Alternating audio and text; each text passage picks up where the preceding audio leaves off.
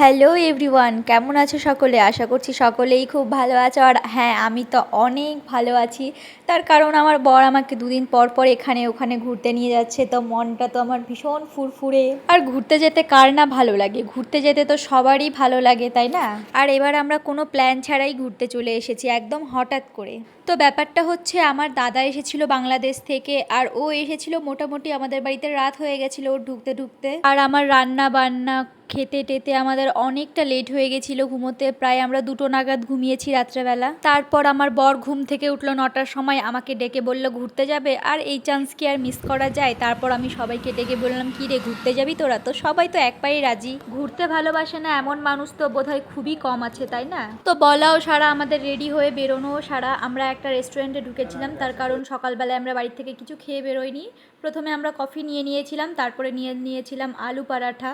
আর আলু পরাঠা খেতে কে কে ভালোবাসো অবশ্যই জানিও। আমি তো খুবই ভালোবাসি, আমার খুবই ভালো লাগে, আমি বাড়িতে মাঝে মাঝেই বানিয়ে খাই। তারপর দেখছো এখানে আমাদের খাওয়া দাওয়া শেষ হয়ে গেছে, এখন আমরা বেরোবো। এই দেখো একটা কিউটি পাই এখানে বসে আছে, আর আমাদের দেখেন না কেমন জানি করছিল, মানে আমাদের কাছে শুধু আসার চেষ্টা করছিল।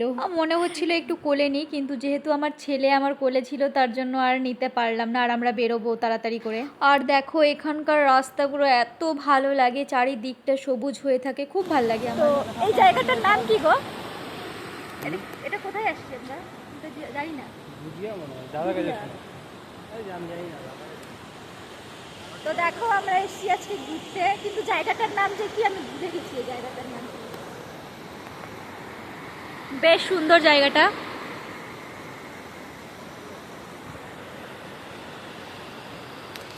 তো এখানে এসছে হচ্ছে, এটা আমার দেওর, আর এটা আমার দাদা, এটা আমার ভাই। এখানে এখন ফটোশুট হচ্ছে।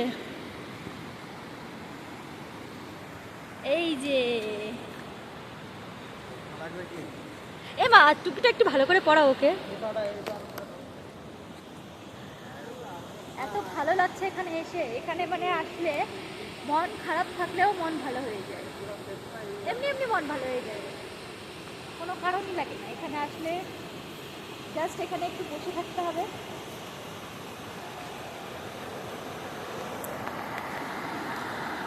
আর এদের তো ফটো তোলাই হচ্ছে না, ফটো তুলেই যাচ্ছে, মানে আমাকে চান্সই দিচ্ছে না। আর তারপর দেখো এখানে আমরা খাচ্ছিলাম পর্ক।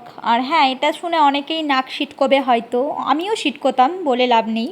আমি তো প্রথমে খেতেই চাইছিলাম না, কিন্তু আমার বর জোর করলো, বললো খেয়ে দেখো খুবই ভালো হয়। তারপরে খেয়ে দেখলাম সত্যিই তো খুব টেস্টি। জানি না এই ভিডিওটা যদি আমার মা বা আমার শাশুড়ি মা দেখে নেয়, বিশেষ করে আমার শাশুড়ি মা যদি দেখে নেয়, আমাদের লাত মেরে বাড়ি থেকে বের করবে। আর পিন দেওয়ার মতো মানুষও তো অনেক আছে, যেগুলোকে আমি বিনা পয়সায় রেখেছি, কিন্তু মানে ব্যাপারটা হচ্ছে তাদের ব্লক করে দিয়েছি, কিন্তু দেখবে কি করে?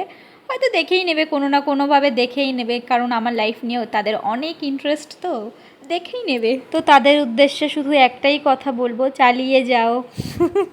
আমার না জলে এত নামার ইচ্ছে ছিল, কিন্তু নামতে পারলাম না। তার কারণ হচ্ছে আমার ছেলে ছিল আমার সাথে, সেই কারণে আমি আর নামলাম না। আমি শুধু একটু পাটা ভিজিয়ে নিচ্ছিলাম, পা ভিজিয়ে মজা নিচ্ছিলাম। আর ওরা এত সুন্দর মজা করে স্নান করছিল সবাই, সেটাই দেখে দেখে দুঃখ প্রকাশ করছিলাম ফোনের মধ্যে। হাসার এখানে চেষ্টা করছি, কিন্তু আমার সত্যি বলছি আমার মনটা খারাপই ছিল। তারপর ছেলের বাপের স্নান টান করা হলো, ছেলেকে নিল, আর আমি একটু পোজ দিচ্ছিলাম। আর আমার পোজ দিতে দিতে দেখো এখানে অন্ধকার হয়ে গেছে, যে কারণে আমার ভিডিওগুলো একদমই খারাপ এসেছে। তো যাই হোক, কি আর করব, তাও এই অন্ধকারের মধ্যে যা একটু পেরেছি ভিডিও করে নিয়েছি, কারণ ভিডিও করা আমার নেশা। এটা না করলে আমার ঠিক পেটের ভাত হজম হয় না। তারপরে আমরা সবাই খেতে বসে গেছিলাম, আর এখানে ছিল পাঁপড়, তোমার ডাল ছিল, চিকেন ছিল, তারপর পাহাড়ি এই যে বড় দেখতে পাচ্ছ, এটা কিন্তু পাহাড়ি শসা, হ্যাঁ। আর ছিল শাক ভাজা, এইটুকুই ছিল। তারপর খাওয়া দাওয়া কমপ্লিট করে আমরা বাড়ির উদ্দেশ্যে এখন রওনা দিলাম। তোদের ঢুকতে পারে, কারণ তোরা একদম গলা পর্যন্ত খাচ্ছিস, খাসনি?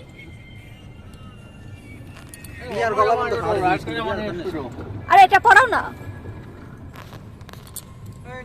কেমন লাগলো ঘুরে? কেমন লাগলো তোমার ঘুরে? Fabulous, spectacular. তোর কেমন লাগলো রে? হ্যাঁ, ভালো, কিন্তু দিতে দেরি হচ্ছে। It's a fascinating day.